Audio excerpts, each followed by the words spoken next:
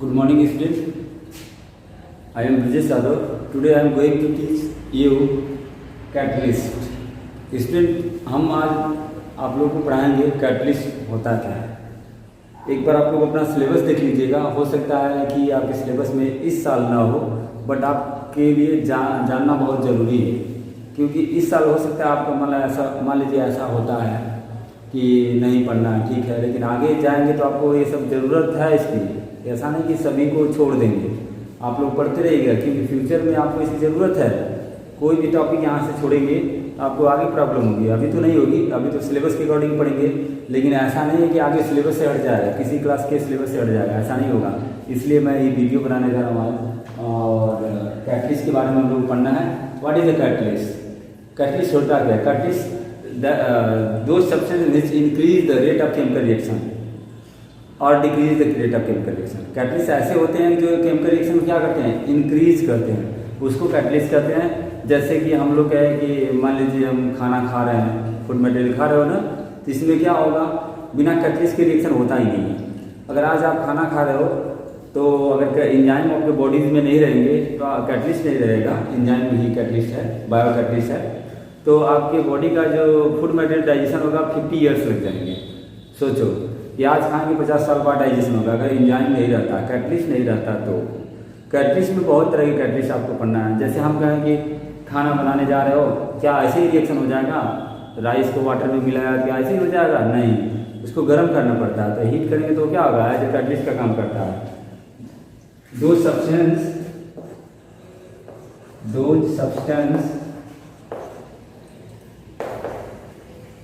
which increase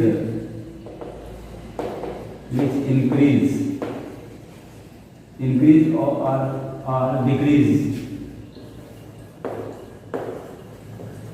decrease the chemical reaction, rate of chemical reaction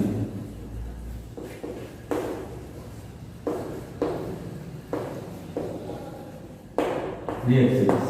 वैसा substance जो क्या करता है, स्टिल केमिकल रिएक्शन को इंक्रीज कर दे या डिक्रीज करे, वो कैटलिस्ट का काम करता है। इंक्रीज करेगा, कैटलिस्ट का काम कर रहा है, डिक्रीज भी करते हैं। कुछ ऐसे कैटलिस्ट होते हैं जो रेट रिएक्शन क्या करता है, डिक्रीज करते हैं। जैसे मैं एग्जांपल में आपको रखना चाहूँ, ऐसे जनरली लेना होगा तो हमें decomposition of calcium carbonate, CaCO3 का डिकम्पोजिशन कर दीजिए, या दूसरा हमें लें KClO3 पोटेशियम क्लोरेट, इसका डिकम्पोजिशन करके इसको डायरेक्ट हीट कर देते हैं। ये आपका CO में चेंज हो जाता है और CO2 गैस क्या करता है, इवॉल्व करता है। एक ऐसा रिएक्शन है, इंडोथर्मिक है। इंडोथर्मिक में क्या होता है, हीट दिया जाता है। एक्सोथर्मिक में हीट क्या होती है, रिलीज होती है। आई होप समझ रहे होंगे। इसका जब डिकम्पोजिशन करेंगे तो KCl बन जाएगा और ऑक्सीजन क्या होगी, बाहर निकलेगी।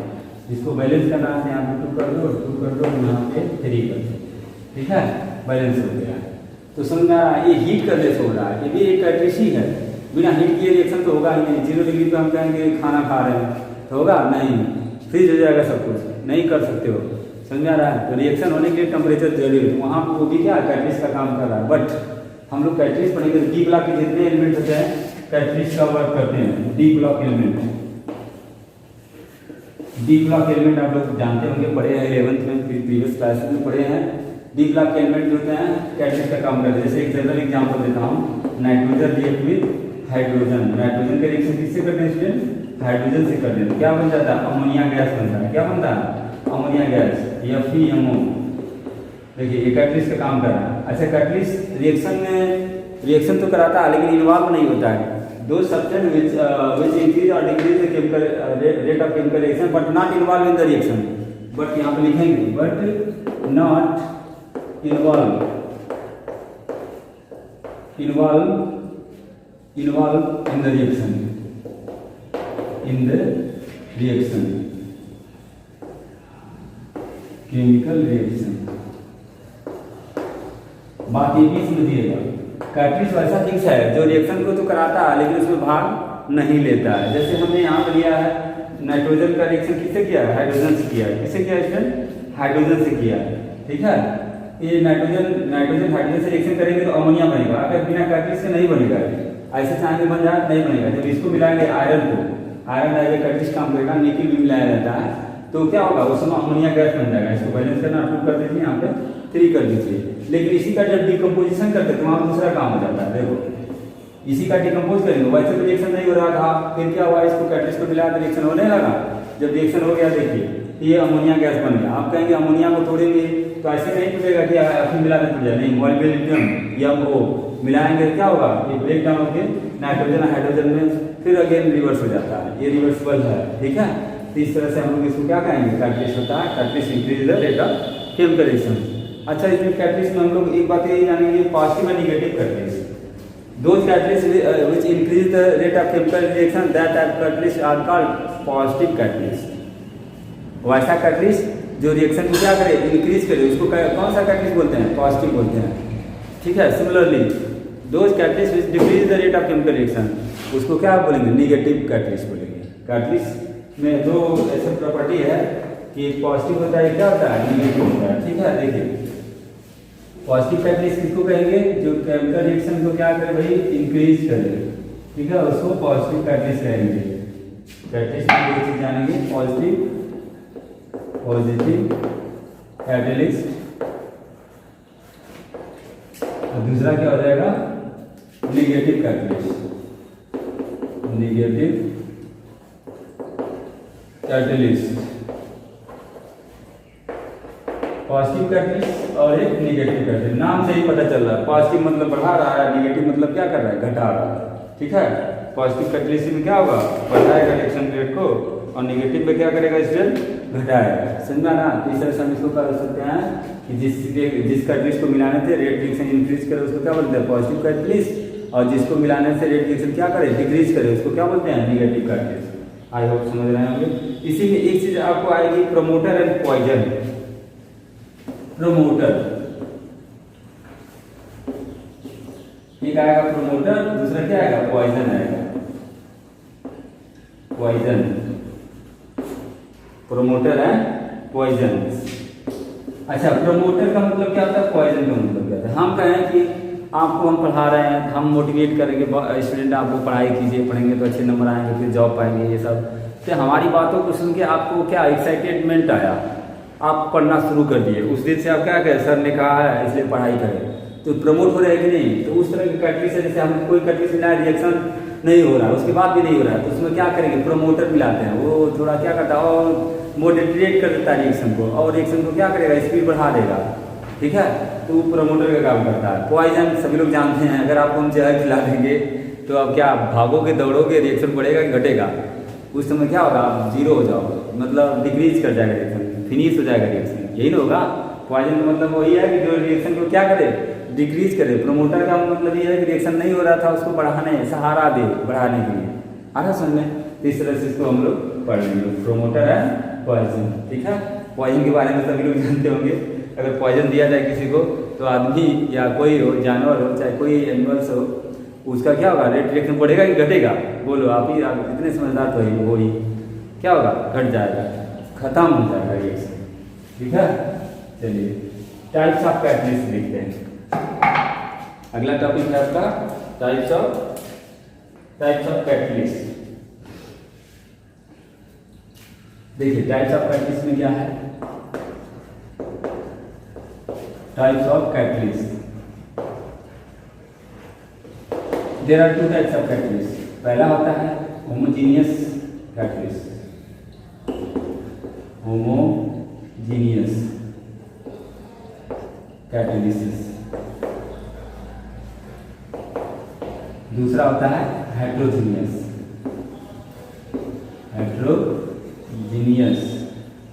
Catalysis. Homogeneous and heterogeneous catalysis.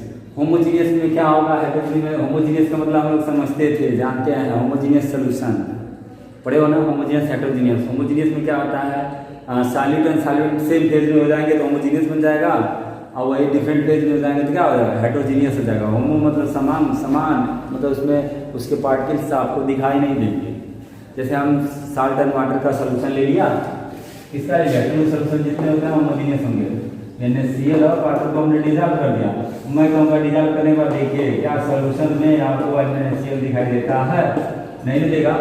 तो कैसा सोल्यूशन होगा, होमोजीनियस होगा। ट्रू सोल्यूशन होगा कि नहीं, चीनी को पानी में मिला दो, चीनी दिखाई देती है, नहीं, ऐसा नहीं कि ज़्यादा चीनी कर दिया, सॉल्वेंट को कम ही रखना है, ज़्यादा कर देंगे तब तो दिखाई देगा ही। वैसे जनरली 1 लीटर पानी ले लो और उसमें थोड़ा सा चीनी ले लो, मिला देंगे तो क्या दिखाई देगा? चीनी नहीं देगा। तो क्या हो जाएगा? होमोजीनियस है ना, नेचर में कैसा है? होमोजीनियस समांग जिसको बोलते हैं, उसके पार्टिकल्स दिखाई नहीं देंगे। हेट्रोजीनियस में क्या होता है? हमने कलर ले लिया, डिजॉल्व कर दिया वाटर में, दिखाई देता है कि नहीं? जैसा कि प्रैक्टिकली अगर आप देखना चाहते हैं तो मैं बता सकता हूँ।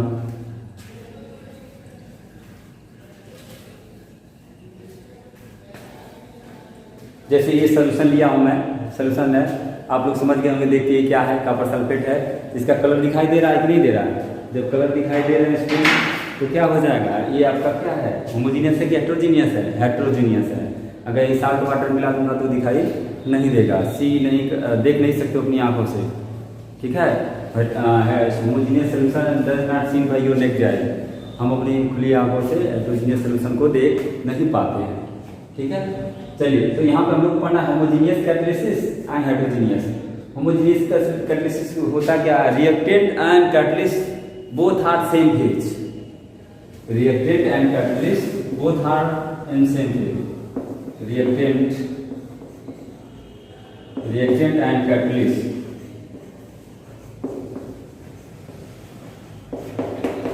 in same phase। reactant और catalyst किसमें हो? Student same phase. that type of reaction is called homogeneous catalysis। जैसे एग्जांपल में हम करते हैं SO2 का रिएक्शन, फॉर एग्जांपल SO2 का रिएक्शन किससे कर दें? ऑक्सीजन किससे कर दें? यहाँ पे कैटलिस्ट मिला दें NO, क्या मिला दें? NO, nitrogen oxide. ये क्या है? गैस है, ठीक है? ये भी तो गैस है, ये भी गैस है। देखिए, होमोजीनियस का मतलब क्या होता है? रिएक्टेंट और कैटलिस्ट दोनों क्या हो? एक ही फेज में हो। गैस है तो गैस हो, सॉलिड हो तो सॉलिड हो। तो उस समय कौन सा कैटलिस्ट का आ जाएगा? Homogeneous catalyst. इसका रिएक्शन हो जाएगा, क्या बन जाएगा? SO3 बन जाएगा। यहाँ पे ट्वाइस कर दीजिए, यहाँ पे ट्वाइस कर दीजिए। देखिए रिएक्शन हो जाएगा सल्फाइट।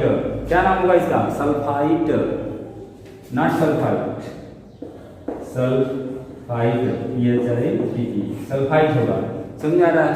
तो होमोजीनियस कैटालिसिस आई होप समझ गए होंगे। Reactant and catalyst both are in same phase, दोनों क्या हो? एक ही फेज में हो तो उसको क्या बोलते हैं? होमोजीनियस कैटालिसिस बोलते हैं। जैसे जस्ट एग्जांपल हमने दिया, nitrogen sulphur dioxide react with oxygen to form sulfur trioxide in the presence of nitrogen oxide catalyst। Catalyst मैंने बोला था, कैटलिस्ट क्या करता है? Catalyst increase the rate of reaction but not involve in the reaction. जैसे मैं कहूँ, मैं पढ़ा रहा हूँ, आप बाद में जॉब पा गए, तो मैं कहूँगा कि स्टूडेंट जितना पैसा कमाते हैं उसमें से कुछ पैसा मुझे चाहिए, क्या आप देंगे पैसा मुझे? कोई स्टूडेंट अपने टीचर को देता है? नहीं देगा। गुड मॉर्निंग तो बोलता ही नहीं है, देरी की बातें छोड़ो।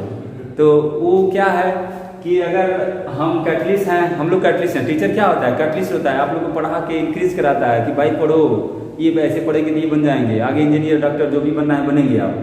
तो हम लोग रिएक्शन को क्या करें? इंक्रीज करा रहे हैं। देखो यहाँ भी केमिस्ट्री है, और हम कहेंगे स्टूडेंट अपने जितना आपके पास मनी होगा या प्रॉपर्टी होगा उसमें से आधा मेरा चाहिए, क्योंकि मैं आपको पढ़ाया था। तो उस समय आप मुझे भूल जाओगे, कहोगे नो सर ये आपका नहीं, मेरे पिताजी का दिया हुआ है, मेरा है, आपका कैसे हुआ? समझा रहा है? तो वहाँ हम लोग क्या है? कैटलिस्ट हैं। आपके रिएक्शन को क्या करते हैं? हम लोग इंक्रीज कराते हैं। ऐसा नहीं कि मैं अपने लिए कर रहा हूँ, सभी टीचर, कोई भी सर होंगे आपके, वो आपके रिएक्शन क्या करते हैं? इंक्रीज करते हैं। अगर सोचो कि ऐसे सर हों कि आपको पढ़ाते हैं तो आप गधे बनते जाते हो। गधे मीन्स आपका नॉलेज खत्म होता है। क्या वैसे सर से पढ़ोगे, उनको सर कहोगे? नहीं, सर से पढ़ते हैं हम लोग तो अपना नॉलेज बढ़ाने के लिए, घटाने के लिए नहीं। तो जब बढ़ा रहे हो तो कैटलिस्ट कैसा होगा? पॉजिटिव होगा कि निगेटिव होगा? पॉजिटिव कैटलिस्ट होगा। अब वही घटने लगेगा तो कौन सा हो जाएगा? Negative catalyst, just like poison, ठीक है? नेक्स्ट एग्जांपल, अगला हम कर रहे हैं O3 का रिएक्शन किससे कर रहे हैं? ऑक्सीजन से, ऑक्सीजन एटम से कर रहे हैं। इसको इरेज कर देना, देख लो यहीं पे। सेकंड एग्जांपल है O3। O3 मीन्स ओजोन का रिएक्शन किससे कर दें? नेचुरल फॉर्म में ऑक्सीजन से कर दिया जाए, ऑक्सीजन एटम से, ठीक है? In the presence of chlorine, ठीक है? क्लोरीन ले लिया जाए, और भी गैसेज है, क्लोरीन गैस और NO गैस या ये ले लो, ठीक है? दोनों में से कोई क्या हो जाएगा? O2 बन जाएगा। क्या बन जाएगा? O2 बैलेंस है ना? देखो ऑक्सीजन ऐसे भी होता है। वैसे तो हम लोग जानते हैं O3 का डिकम्पोजिशन का किसके साथ? प्रोटॉन के साथ क्या बन जाता है? O2 में कन्वर्ट हो जाता है। O2 ओ में कन्वर्ट होता है, सॉरी नहीं, ऑक्सीजन का जब एक ब्रेकडाउन होता है तो ओ में हो जाता है, फिर इससे ऑक्सीजन अगेन जुड़ जाता है तो O3 बन जाता है। ओजोन का फॉर्मेशन मैं बताया था आप लोग को, आप लोग ख्याल करेंगे तो समझ में आ जाएगा। अगला डिकम्पोजिशन हाइड्रोजन पेरोक्साइड, H2O2 का डिकम्पोजिशन करते हैं in the presence of iodide, ठीक है। तो इसका जब रिएक्शन करेंगे तो H2O बन जाएगा और ऑक्सीजन गैस बाहर निकलेगी। देखो ये सब क्या है, सेम फेज में, तो होमोजेनियस कैटलिस्ट का ये एग्जांपल है, आई होप समझ गए होंगे। अगला है हेटेरोजेनियस कैटलिस्ट, इरेज करूं, राइट कर लीजिए।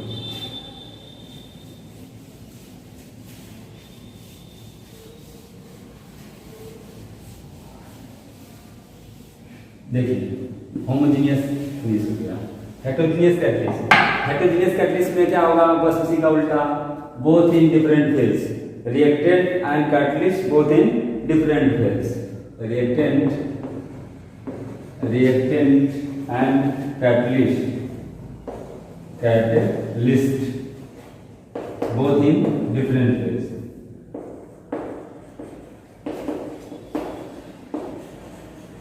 डिफरेंट फेज, दोनों क्या हो, दूसरे फेज में हो, तो उसमें क्या हो जाएगा, हेटेरोजेनियस कैटलिस्ट का एग्जांपल। जैसे अभी हम आपको एग्जांपल बताए थे, नाइट्रोजन रिएक्ट विद हाइड्रोजन, किसके प्रेजेंस में, Fe, आयरन के प्रेजेंस में, आयरन, निकेल भी यहाँ पे यूज किया जाता है, ये ख्याल कीजिएगा, गलत नहीं होगा, ठीक है। तो क्या बन जाएगा स्टूडेंट, अमोनिया बन जाएगा, यहाँ पे 2 कर दीजिए, यहाँ पे 3।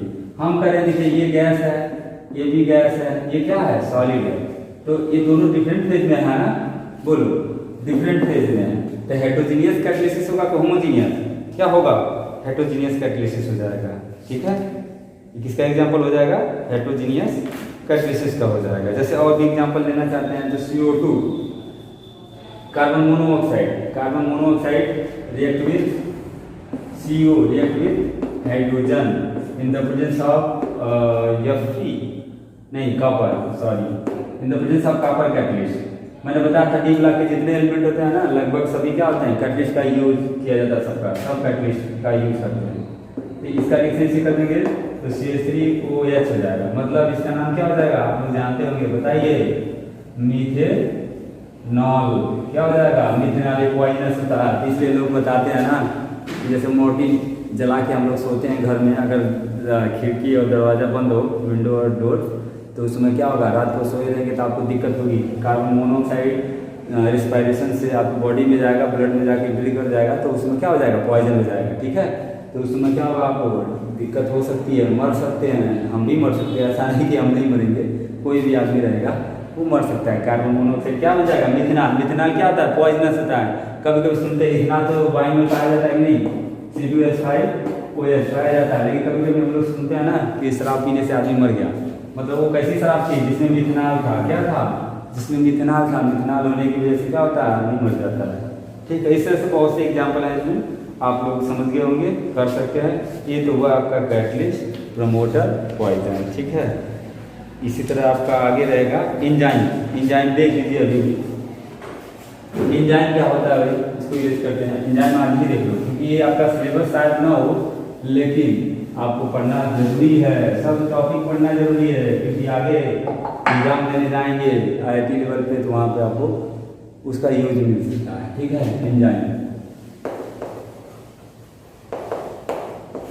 इंजाइम को क्या होता है, enzyme is the biological catalyst which increase the rate of biological reaction, chemical reaction.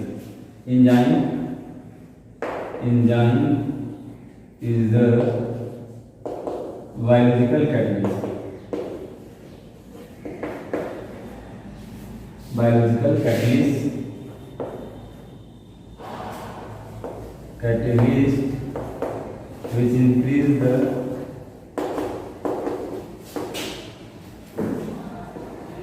which increase the rate of biological reaction.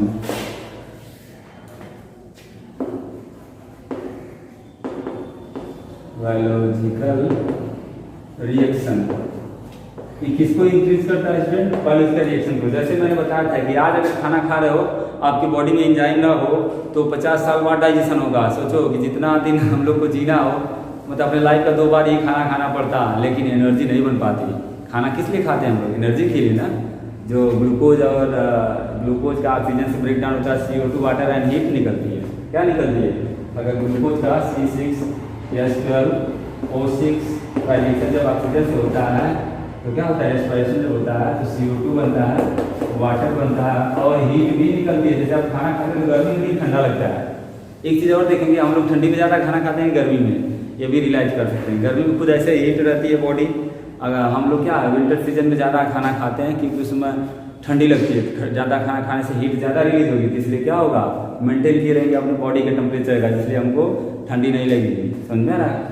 तो बायोलॉजिकल कैटलिस्ट क्या करता है? ये बायोलॉजिकल रिएक्शन को क्या करता है? एंजाइम को क्या करता है? बायोलॉजिकल रिएक्शन को इंक्रीज करता है। जस्ट इन योर बॉडीज में जो रिएक्शन होते हैं उससे हम लोग पता कर सकते हैं। ठीक है, आगे देखिए। एंजाइम में बहुत से एंजाइम होते हैं जिसमें ASE लास्ट में जुड़ा है, वो क्या होगा? एंजाइम होगा। जैसे जाइमेस, जैसे हम कहते हैं कि हम लोग इथेनॉल बनाना है, आपको क्या बनाना है? इथेनॉल। तो हम मिठाई खाएंगे तो उससे भी इथेनॉल बन जाएगा। कैसे? देखिए, अगर चीनी का, पहला देखिए, चीनी का C12H22O11 का वाटर के साथ क्या कर दें? इन्वर्टेज कर दें। वाटर के साथ क्या कर दें? Invertase TASE। देखो ASE जिसमें आएगा वो क्या होगा? एंजाइम होगा। क्या कर दिए स्टूडेंट? इन्वर्टेज कर दें। ठीक है, हाँ, इन्वर्टेज कर दें तो आपका ग्लूकोज बन जाएगा C6H12O6 हो जाएगा और क्या हो जाएगा? C6H12O6 हो जाएगा। इसका नाम होता है ग्लूकोज, इसका नाम होता है फ्रक्टोज। क्यों होता है इसको मैंने बताया था, फिर से सुनो। फ्रक्टोज, इसमें कीटोनिक ग्रुप होता है। कौन सा ग्रुप? कीटोनिक। इसमें कौन सा होता है? CHO एल्डिहाइड होता है, इसलिए इसको ग्लूकोज बोलते हैं, उसको फ्रक्टोज बोलते हैं। देखो फार्मूला एक ही रहेगा, फार्मूला एक ही, नाम अलग है क्योंकि इसमें एल्डिहाइड ग्रुप होता है, इसलिए इसको क्या बोलते हैं? ग्लूकोज। इसको क्या बोलते हैं? फ्रक्टोज बोलते हैं। अब देखो ग्लूकोज का पहला स्टेप हो गया, हमने कहा कि मिठाई खाने से हम लोग को क्या हो सकता है? नशा कर सकता है। देखो कैसे, कभी कभी हम लोग ज़्यादा जब स्वीट्स खा लेते हैं, देखो नींद आने लगती है, ऐसे लगता है चक्कर आ रहा है। कुछ लोग को ज़्यादा हो जाता है, कुछ लोग कम होता है। क्यों होता है? जिसके बॉडी में ज़्यादा एंजाइम होगा वहाँ पे इथेनॉल ज़्यादा बनेगा। जैसे आप ग्लूकोज का जाइमेस कर दें, दूसरा स्टेप C6H12O6 का क्या कर दें? जाइमेस कर दें। जाइमेस क्या है? एंजाइम है, जाइमेस। ये ऐसे में जुड़ गया। जब इसका जाइमेस करेंगे तो C2H5OH हो जाएगा और क्या निकलेगा? CO2 निकलेगा। इसी को बैलेंस कर दीजिए, 2 यहाँ पे 2 वहाँ पे, इसको 2 कर दिया जाए, 4 2 6, यहाँ पर भी 2 करना पड़ेगा, 4 हो जाएगा, 4 2 6। अब सही है। ठीक है, इस तरह से देखिए। अब देखो इथेनॉल बन गया कि नहीं? इथेनॉल क्या होता है? नशा करता है कि नहीं? इथेनॉल। वायु में मिलाया जाता है क्या चीज? इथेनॉल। देखो हम ये कर रहे थे कि अगर चीनी को पानी मिलाएंगे ग्लूकोज बनेगा। अगर हम लोग ग्लूकोज खाते हैं तो बॉडी के अंदर एंजाइम होता है, तो इसका मतलब इथेनॉल बनता है। मतलब ऐसे ही चक्कर आता है लोगों को, नींद ज़्यादा खा लो मिठाई, या गांव में रहने वाले हो गए तो गुड़ खा लो ज़्यादा, जितना खाओगे उतना ही तेज नींद आएगी, चक्कर आएगा। तो उसका रीजन ये कि बॉडी के अंदर क्या बन जाता है? इथेनॉल बन जाता है। समझ में आएगा? ये रिएक्शन से हुआ है, ऐसा नहीं कि मैं बता रहा हूँ। रिएक्शन जब करेगी क्या हो जाएगा? इथेनॉल बन जाएगा और CO2 रिलीज हो जाएगा। तो इस तरह से आई होप आप लोग समझ गए होंगे। एंजाइम क्या होता है? Enzyme is the biological catalyst which increase the rate of biological reaction. जो बायोलॉजिकल रिएक्शन बॉडी में हो रहा है उसको क्या करता है? इंक्रीज कराता है। समझ में आ गया? और विदाउट एंजाइम हम लोग जी भी नहीं पाएंगे, क्योंकि रिएक्शन होगा तभी तो एनर्जी बनेगी। विदाउट एनर्जी आप जी सकते हो क्या? नहीं ना, प्रॉब्लम क्रिएट्स होगी। ठीक है, इसी तरह एंजाइम क्या करेंगे? इन्वर्टेज, जाइमेस, फ्रक्टेज, ऐसे करके बहुत से नाम आपको मिलेंगे। ठीक है, एक है आपका यूरिया का। यूरिया का जब हम लोग को करते हैं, यूरेस इसको बोलते हैं। देख लो यूरिया का भी। यूरिया में कौन सी गैस पाई जाती है? अमोनिया। तो यूरिया का वाटर से क्या करोगे? हाइड्रोलिसिस करोगे। यूरिया का फॉर्मूला क्या आता है? NH2CONH2। ये स्टूडेंट पहला केमिकल था जो कैसे बनाया गया था? लैब में तैयार किया गया था। पहला केमिकल है यूरिया। ये ऑर्गेनिक भी बोला जाता है। इसी का क्या करें? यूरेस कर दे। यूरेस, RAS, देखो URAS, यूरेस कर दिया जाए तो आपका बंद किया जाएगा, अमोनिया गैस बनेगा और CO2, ammonia gas and CO2, NH3 बन जाएगा और CO2 गैस निकलेगी। ये जो कार्बन मोनोऑक्साइड है ना, निकल जाएगा। अब इसी को बैलेंस कीजिए। नाइट्रोजन इधर कितना है? 4 है, इधर कितना भी, अगर इसका 2 कर दें, 2 कर दीजिए, इसका 2 कर दीजिए, ये 2 हो जाएगा, ये 6 हो जाएगा, 2 4 2 6 सही है, ठीक है गुड। हाँ 2 ऑक्सीजन है, सही है। देखिए अमोनिया गैस बन जाएगा और क्या बन जाएगा, CO2 बन जाएगा। कब, जब यूरिया का हम लोग हाइड्रोलिसिस करेंगे, उसमें एंजाइम मिलाना पड़ेगा, यूरेस, ठीक है। यूरिया फर्टिलाइजर देखते होंगे, पानी मिला के ऐसे स्मेल लीजिएगा तो बहुत शार्पनेस आएगी गैस, वही अमोनिया पंजेंट स्मेल देती है। कैसे स्मेल देती है, पंजेंट, ठीक है। तो ये आपका ऐसे करके है, एंजाइम को आप लोग समझ गए होंगे। नेक्स्ट टॉपिक आपका रहेगा कोलाइडल सॉल्यूशन। ये तो आपका सिलेबस में नहीं इस साल है, बट पढ़ लीजिएगा, नॉलेज के लिए मैं बता रहा हूँ। नेक्स्ट हम लोग पढ़ेंगे कोलाइडल स्टेट। कोलाइडल स्टेट क्या होता है भाई, सोल्यूशन 9th में पढ़ के आए, पिछले क्लासेज में सोल्यूशन 3 टाइप्स में पढ़ के आए थे हम लोग, true solution, suspension and colloidal. True solution particles are smaller than colloidal, colloidal particles are smaller than suspension and bigger than true solution, and suspension particle are bigger than both. दोनों से क्या होते हैं, बड़े होते हैं।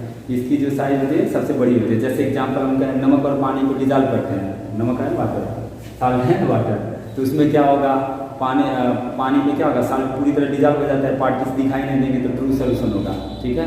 कोलाइडल सोल्यूशन में milk आ जाएगा, उसके कलर दिखाई देंगे बट पार्टिकल नहीं दिखाई देंगे आपको बिना माइक्रोस्कोप से, ठीक है। सस्पेंशन में क्या है, सब कुछ डिजॉल्व कर दिया जाए, पूरी दुनिया डिजॉल्व हो जाए पानी में, तो ये क्या है, ट्रू सस्पेंशन का ही एग्जाम्पल होगा। तो यहाँ पे हम लोग को ट्रू नहीं पढ़ना है, सस्पेंशन नहीं पढ़ना है, पढ़ना क्या है, कोलाइडल और उसकी प्रॉपर्टी पढ़ना है, क्योंकि ये एग्जाम में आता है आपके लिए। आई होप समझ गए होंगे। Thank you.